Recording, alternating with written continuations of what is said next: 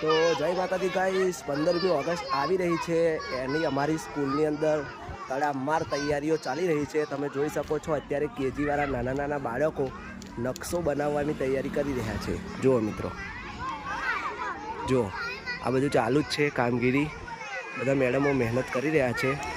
આ 15મી ઓગસ્ટે આ નાના નાના બાળકો, નાના નાના ભૂલકાઓ છે, એક નકશાની આકૃતિ તૈયાર કરશે મિત્રો। અને જો આપણે પણ અત્યારે એ લોકોના શૂટિંગ વૂટિંગ લઈ રહ્યા છે મિત્રો। તમે જોઈ શકો છો અમારી સ્કૂલનું નામ છે શ્રી સ્વામિનારાયણ ગુરુકુલ આધારશિલા વિદ્યાલય।